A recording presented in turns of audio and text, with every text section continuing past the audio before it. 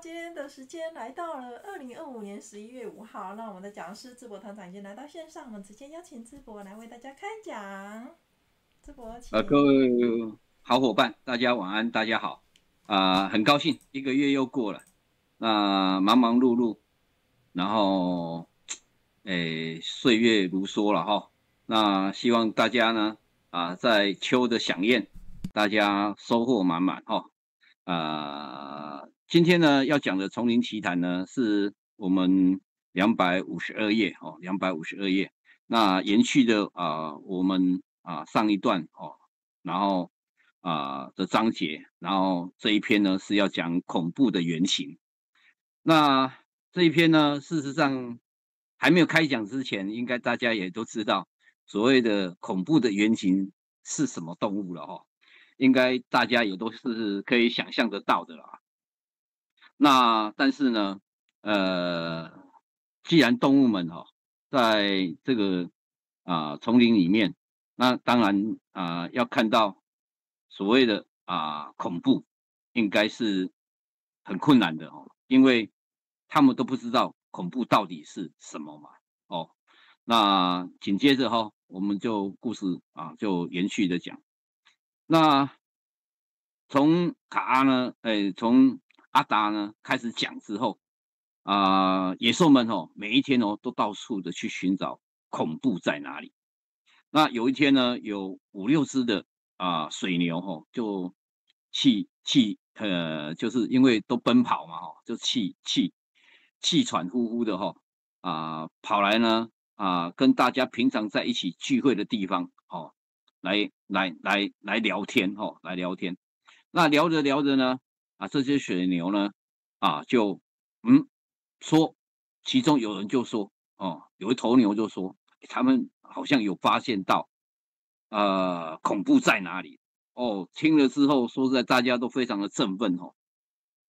那大家都在问真的吗在哪里这个家伙呢长得是什么样子大家真的都很惊奇连连的头上都冒着很多的问号大家都想知道到底恐怖是什么。那就有看到这只牛呢他就跟大家讲了在丛林的对面的山洞里有一种我看着好像身上都没有毛，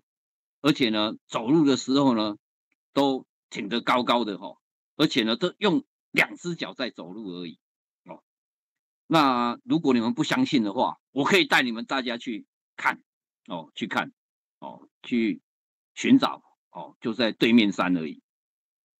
那大家呢也是兴冲冲的感觉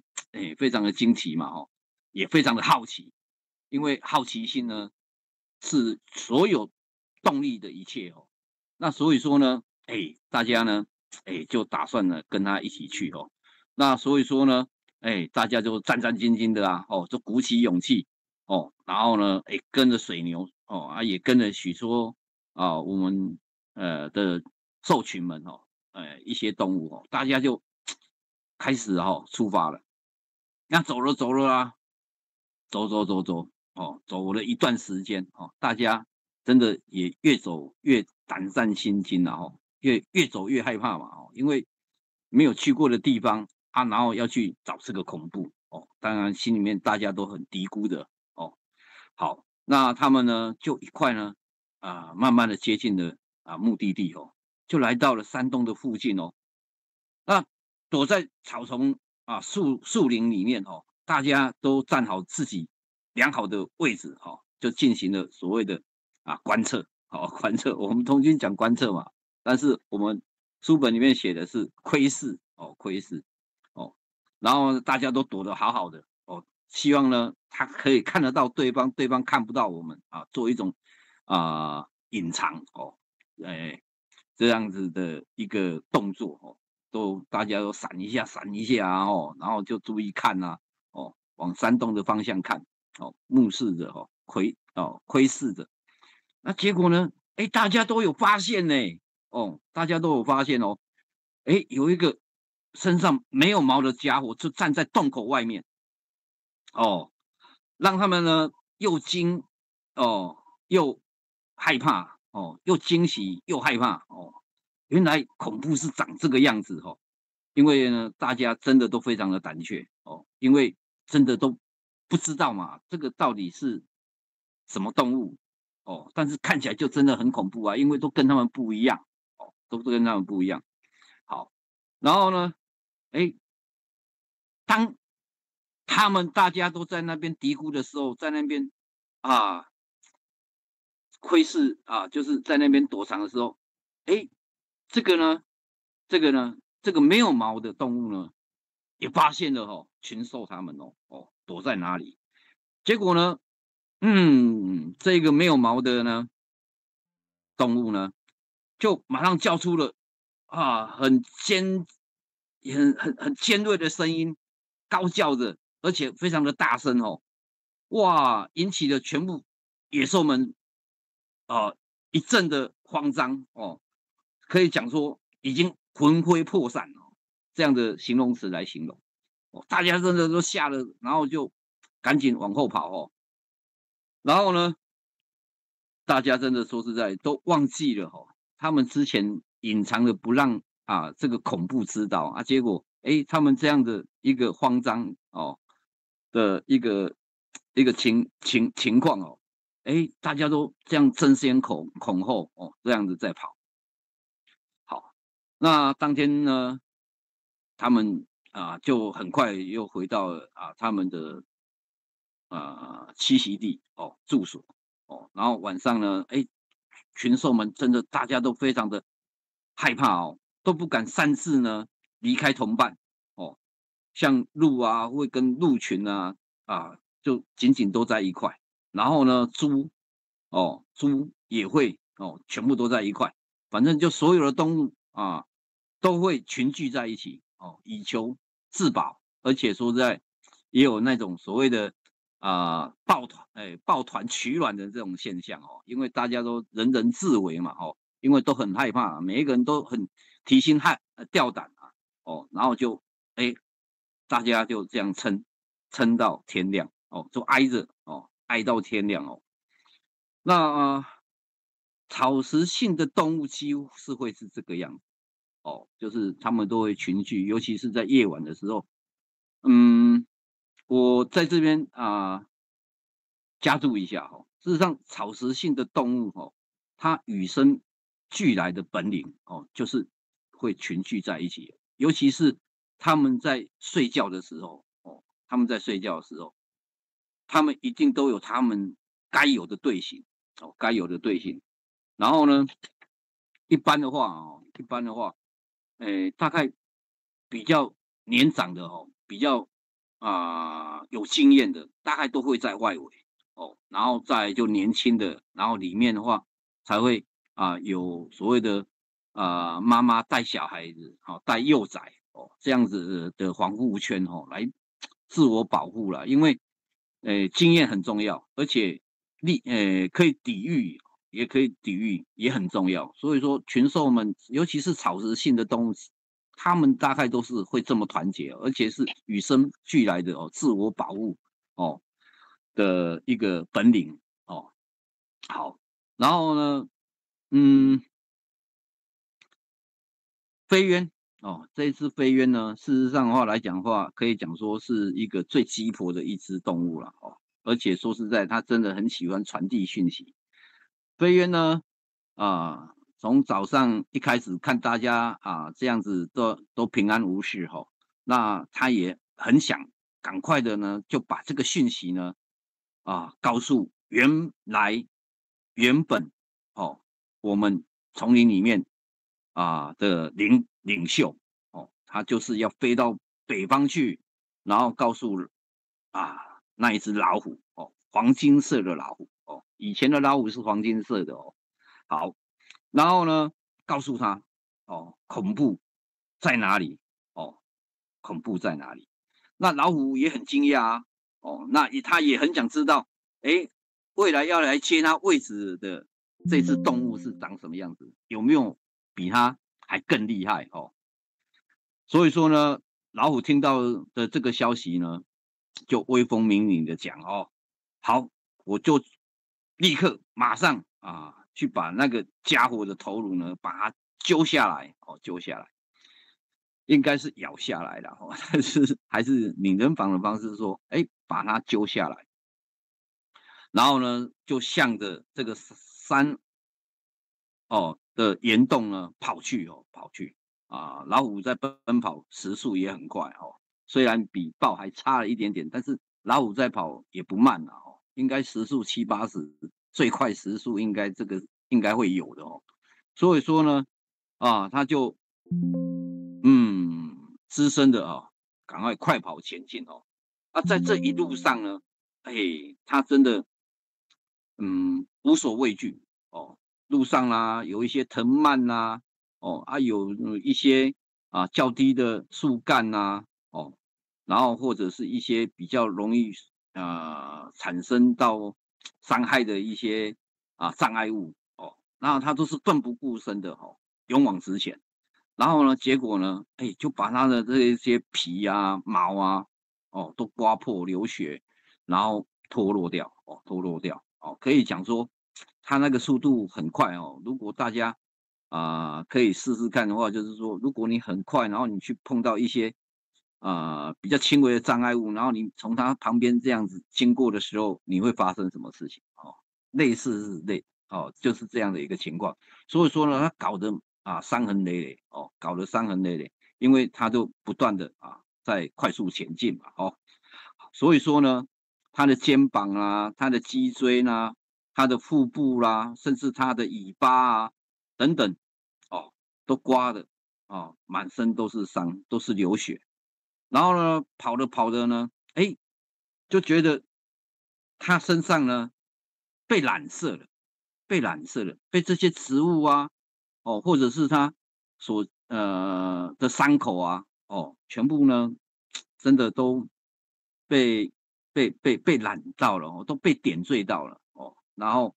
啊、就这样子就形成了有一些条痕出来，条痕出来就很明显非常的明显。那结果呢，他也完全都不在乎还是快速奔跑往岩洞里面前进。那在这边呢再附加一下草食性的动物会不会自杀？会不会自杀？尤其是食肉性的动物我看过 Discovery 我感觉动物的母爱真的很伟大他们在面对食肉性动物攻击的时候，如果万一它真的无法逃脱的时候，甚至他妈妈他都甚至自己牺牲自己让这些食肉性动物呢来吃它，然后让他孩子跑掉那尤其是大型一点的草食性动物，他们也都完全是有这样的一个很伟大的一个情操如果说即将老死然后为了群体，他也愿意奉献他自己让这些食肉性动物来把它吃掉，然后让大家争取时间逃跑这个我感觉动物也是真的是非常有情感的尤其是在这些草食性动物完完全全都可以体会得到也可以感觉得出来人家说真的都是有灵性的。好，然后呢，故事又紧接着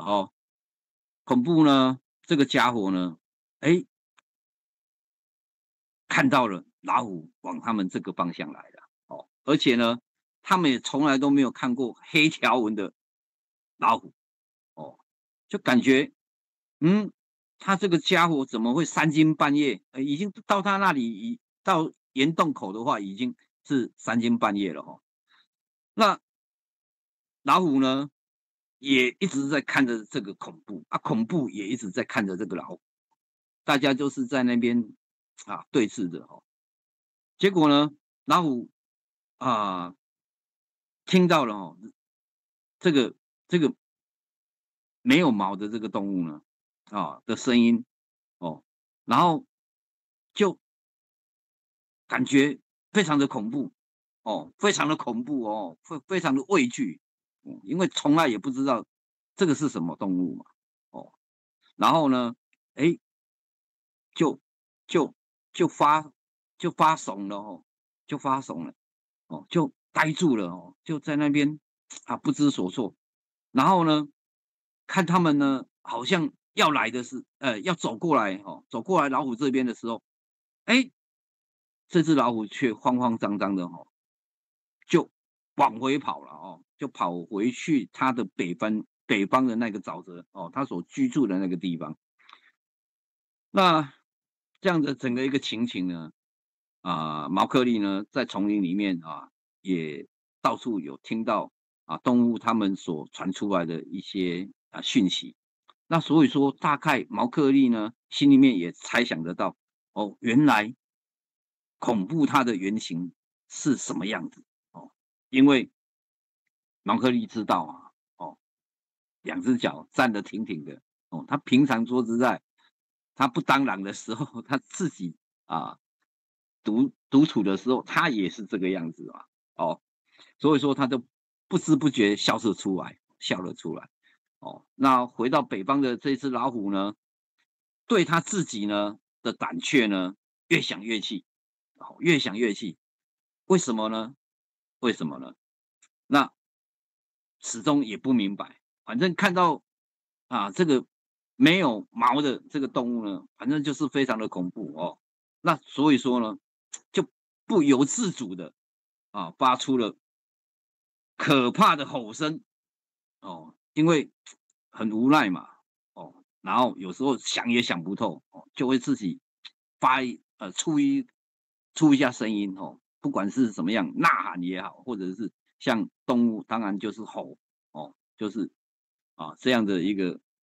撕肺的叫哦。好，那紧接着呢，就像又会像树木岩石横冲直撞哦，就是想不透嘛哦，就是想不透，想撞破自己的脑门，让自己哎更更聪明一点哦，更聪明一点。好，那结果呢？阿达也知道这样的一个讯息哦，这样的一个声音，然后就跑过来问老虎哦，一定也要知道一个清楚嘛哦，毕竟他是我们森林里面的之神哦，那跑过来问，然后就问他啦，为什么要动这么大的肝火呢？哦，老虎呢，仰望着天空哦，然后呢叹了一口气说：“阿达。”我不晓得我为什么会变成了这么的懦弱哦，懦弱哦。一看到那一个很怪的裸体虫，他形容它是虫哦，他不形容它是动物，我自己就吓得拔腿就逃走，真的实在很丢脸的哦。那裸体虫呢，还不停的辱骂我哦，因为人类嘛，人类在聚集的时候，说实在自己也会呼喊自己的伙伴大家来捕猎所以说，哎，老虎听到的时候，哦，就会啊，感觉这个裸体虫呢是在骂他了哦。那他也告诉阿达说，请你恢复我原来的地位吧，哦，看可以不可以？哦，他也想说，他当一个领袖他也可以带着动物们去寻找这个恐怖，然后大家一起来抵御，还是可以做些什么事情的哦。然后呢，他大概臆测了就是臆测这一个裸体虫呢骂他骂他的话说他变成是一只黑色条纹的家伙哦，这样的来形容老虎就对了哦那他很不甘愿他很不甘愿，因为他本来是全身金黄色的嘛，然后因为这样的一个路程，然后造成了他这样身上被染成了一条一条的黑线哦，然后呢，他就很愤怒，就说我要去找他们呢，给他们一点厉害看看哦，看看我是有多么的这样子的怎样，威猛哦。那所以说呢，如果没有去做的话，就觉得自己没有脸在兽群里面了当大家的领袖。那终归呢，他为什么身上会有黑色的条纹呢？这是阿达问他的那老虎呢，他就回答说：我也觉得很莫名其妙啊，我可能是沾到了他自己认为是沾到了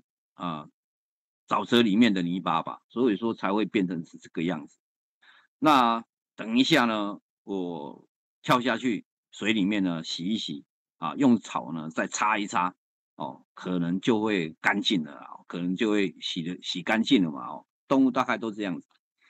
那在这边呢，又要附加一下，就是事实上这个有一点像我们原本的原住民他们也有所谓的刺青图腾的那一种文化包含我们现在有一些年轻人比较新潮一点的他们也都会在自己的身上做文章刺青。那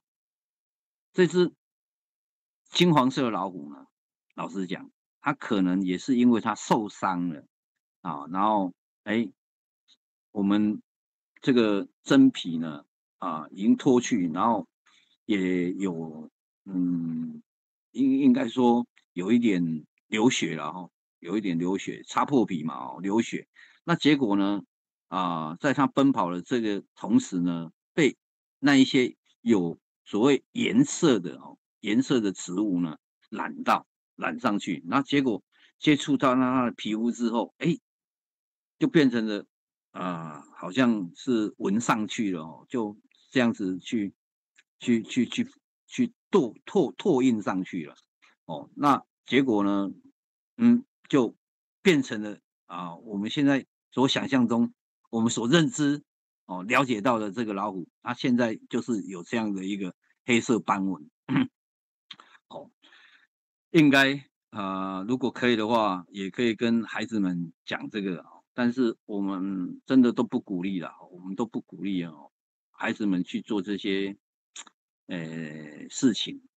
如果他真的是家长也同意，以后等他成年了那他有自主权的时候，他自己再去处理就好。我真的不同意小孩子在他年少的时候，说的就去做这件事情。我也有看过孩子们有后悔的去刺青，后悔的，说实在要把它除去的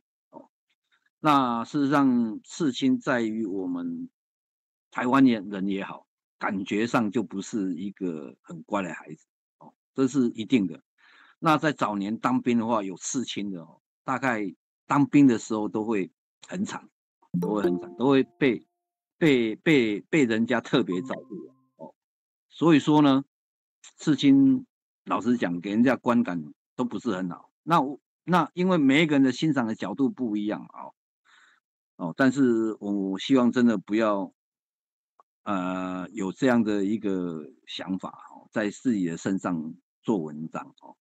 不管是用艺术的眼光也好啦，或者是心态的问题啦，因为我们现在社会上真的很多年轻人都喜欢做这件事情，然后都会很自认为自己怎么样毕竟刺青是一件很花钱，而且也呃很身体很遭罪的一个动作因为听说也是很痛也不是不痛的然后他如果说实在你还要再做的更彩色一点，听说他反复去做它的时候，说实在也有一定的风险我还是希望说实在不要轻易去做这些动作了除了真的你真的异于常人吧，我们就这样讲也是真的异于常人那老虎它就这样是被纹了就被纹了黑色条。好，那阿达呢，也跟老虎讲说，的确这是一个很好的方法等一下的话来讲的话，你去洗一洗，然后看可不可以把这个黑条呢除掉哦。那老虎呢就泡在水里面了，泡在水里面，他自己在想，应该也是这样就可以把它洗掉了哦。然后呢，又到草丛里面呢去打滚哦，打滚去摩擦哦，去摩擦，就等于他尽量的把它也也也也也是用尽方法了哦，尽有可能去把这个黑条纹呢把它除去掉。那结果呢，越滚呢，它去摩擦呢滚动的时候，哎，也越滚心越慌哦，心越慌。那自己呢就觉得这个颜色怎么都没有掉啊，哦，然后就不停的在地上这样翻转哦翻转，那就觉得越来越气愤啊，洗也洗了，擦也擦了，怎么都没有掉啊，一点一点除去的感觉都没有哦，那他真的就想不明白哦，然后老虎嘛哦急性子，然后他就也是搞不懂啊，结果他就吼了，又大吼了，又嘶吼了起来哦，发发泄嘛哦，他这个动作就是在发泄，尤其我们人也会哦，我们人也会有时候做一件事情，明明就很简单的事情啊，但是我怎么把它做砸了哦，自己也会怪自己一下，吼一下，哎，怎么会这样哦？这样子就会这样的一个情绪起来哦。那阿达呢，就高举着他的长鼻子，也笑了起来啊！这只傻老虎哦，怎么怎么这样的一个动作哦，让他在那边哦，就非常的好玩就对了哦。好，那老虎呢，再怎么擦，真的都是擦不掉哦。然后呢，他也会认为这个黑条纹真的是非常脏哦，非常脏哦。那到底呢，他也在想啊，他到底遭受了什么过失哦，做错了什么事情哦，要用这样子的一个啊、文文条来处罚他哦，这样的一个黑文条、黑斑纹来处罚他，真的是非常的活受罪。然后呢，老五真的他原本真的是雄赳赳气昂昂的，然后也真的变成了非常的沮丧哦，那种沮丧啊，头低低的。那卡阿呢又说了哦，其实真的是罪有应得啦哦，因为你在丛里面造祸哦，然后你杀了羚羊哦，那每一个动物，每一只动物呢，他们心里面都感觉到非常的恐怖哦，恐怖，因为你杀了我们丛林里面最温驯的羚羊哦，然后呢，大家自从你这样做之后，大家都有一种不信任感，彼此都有一点不信任感，尤其是针对老虎你哦，都对你非常的有所猜疑哦，这个都会怀疑他啦，因为变成大家都不敢亲近他哦，所以说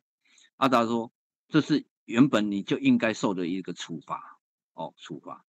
好，那原本呢，丛林里面呢是充满了和平哦与和谐哦的这样的一个氛围然后大家在这边呢都住的非常的安安居安居哦，没有乐业了哦，他们都住在这边非常的幸福哦，都没有任何猜忌也没有任何的啊畏惧哦，因为不会受到任何的危险嘛，因为之前都没有哦，都没有所谓的动物去残杀其他的动物这样的一个这个行为哦，因为之前大家也都知道哦，讲到老虎的时候，我们都以为它是吃素的也的的确确哦，那之后的话来讲的话，可能就都不一样哦。好，那自从杀了羚羊之后呢，野兽们呢也都非常的战战兢兢的哦，不知道呢什么时候呢强者会来欺负弱者，哦，所以说呢，他们呢几乎从那一天开始之后，就没有一天有放过心过，哦，有安心过就对了。所以说呢，大家现在都怕你当领袖，哦，而且呢，现在呢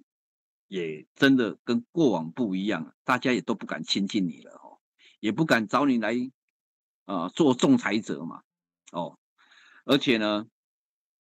大家呢，嗯，真的也是非常的畏惧你把它杀了吃掉，哦。好，那在这边呢，再附加一下，到底动物会不会流眼泪？哦，动物会流眼泪吗？哦，小刘团长，你有看过什么动物流过眼泪的吗？狗，狗会流眼泪哦。嗯嗯，对了，尤其是一些比较白色的狗，更容易看得出来。如果它泪腺管阻塞的话来讲，它泪水流出来，流久了之后都会有2条黑线在脸上。我不晓得各位有没有看过，甚至有一些贵宾泪腺也比较发达一点哦，也会时常看他脸那个眼角呢下面呢也有2行泪水。但是让我最为感动的是牛，牛真的也会流眼泪哦。事实上，牛的话甚至都还会感恩哦。我有看过那个，我们好像是云林还是哪里说有一个老农夫啊，因为这条牛也很老了啊，而且现在大概都是机械在做，然后这只老牛呢，他就想，这个农夫就想说把它，嗯，处理一下，然后结果就有动防所，然后去把它做收留啊，然后就来在这条牛要走的时候，这条牛真的是流下眼泪，而且跪又跪着给他磕头，这样的一个景象呢，我有看过哦，我有看过。我觉得也不错哦，因为这个真的动物真的都是有感情的，都是有感情。那除了感情之外哦，好像疼痛也会哦，疼痛也会流眼泪哦，有一些动物也会。那原则上不会流眼泪的，好像就只有鸟类。我这是这是真的啦哦，因为没有鸟会流眼泪。但是你要说猫猫狗狗啊，哦，然后其他这些动物，我相信应该都会流眼泪啦。好像鱼也不会流眼泪哦。这个我们可以让孩子们自己去，做一个引述，然后来反问孩子们。哦，我感觉这个也是一个不错的一个一种隐喻哦，然后来让孩子们自己去突发奇想啊，也可以去融入每一种动物哦。那也希望更亲近他们哦，可以更有这样的一个呃好奇哦，去探讨他们哦，去研究他们哦。也非常的好了。因为我觉得尤其是像我们乡下小孩子，当然这些动物都很容易去亲近哦，亲近到。但是对于都市里面的孩子们，我感觉就比较困难一点哦。所以说，真的需要有这样的一个机会教育哦，然后来引导孩子们哦，对于这方面的啊、好奇感，好奇感哦。好，那老虎呢就告诉阿达哦，我认为你说的不是这么一回事哦，因为大家是不会怕我的，而且呢，他们都还是很喜欢我的哦。老虎他是很有自信的，他始终认为说，呃，他还是会受到大家的拥戴的哦。那结果呢？他呢也想去试试看哦，到底是不是这个样子哦？那因为他不相信阿达跟他想的是不一样的哦。那所以说呢，阿达也请他去试试看，他自己也很想去试试看哦，是不是因为大家都不相信他了哦？好，那老虎呢就走遍了我们丛林里面每一个角落只要有动物住的地方哦，他都会去叫一下哦，他会去叫鹿啊，叫羚羊啊，叫刺猬，叫兔子啊，野鼠啊，等等他所认识人的名字。那可是大家听到他的声音之后，哎，都没有人敢应答他，哦，都没有人敢走出来，哦，然后大家呢都吓得半死哦，就是心惊胆战，心惊胆跳，非常非常的惧怕，都不敢出来，哦，都避着他，哦，甚至呢，都赶快的逃走，哦，所以说呢，老虎呢，他真正知道了，哦，他这样一步错误的啊、动作，这样的一个的的的行为，哦，就让他真的整个信誉都破产了。结果呢，变成了大家真的是极为不相信他，哦，那他呢就变成了是一个另外一个真正的一个恐怖的一个对象哦。所以说呢，他都了解了哦，大家都非常的讨厌他哦。然后老虎呢，真的也自知之明的啦，哦，也死心了哦，就非常的沮丧哦。然后呢，头都低低的哦，然后呢，甚至呢，都拿他的头呢去撞地面哦，就像我们人也会有时候做错事情就会有一些人就也比较暴躁吧，或者是反正他就是有一种动作会去啊、呃出气的哦。那老虎呢，它都是头低低的，然后头去撞地上有些人的话来讲会去捶墙壁哦，甚至还有一些动作会产生，这个大概都是一种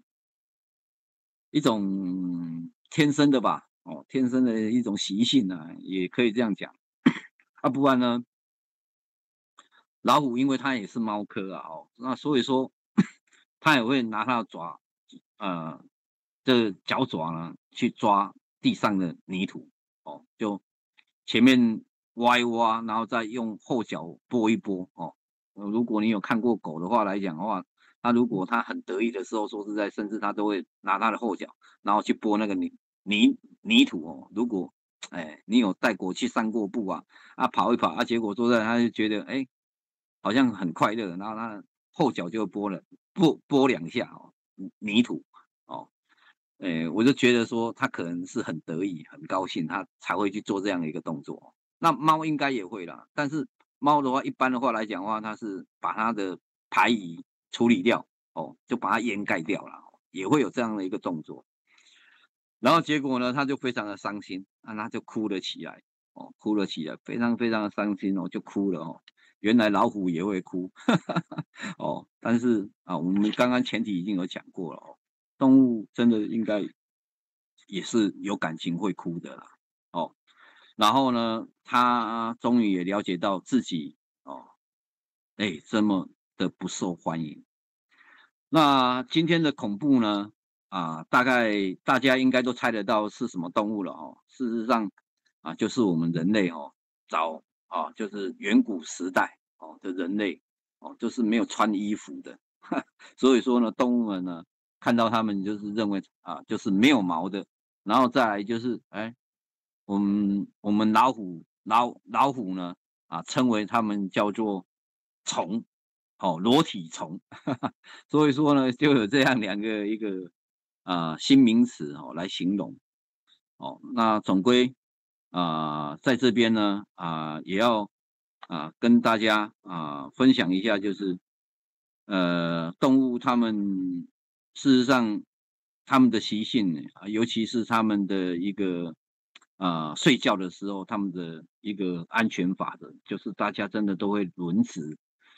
然后呢，大家呢都会依照自己呢的年龄跟他自己的一个职责然后他们也会去做分工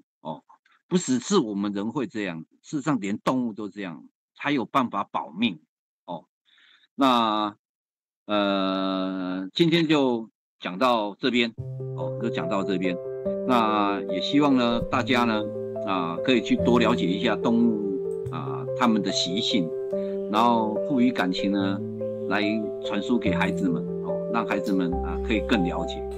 好，谢谢大家。谢谢观赏贝学院讲座，喜欢请按赞、订阅、分享，请给我们鼓励及支持。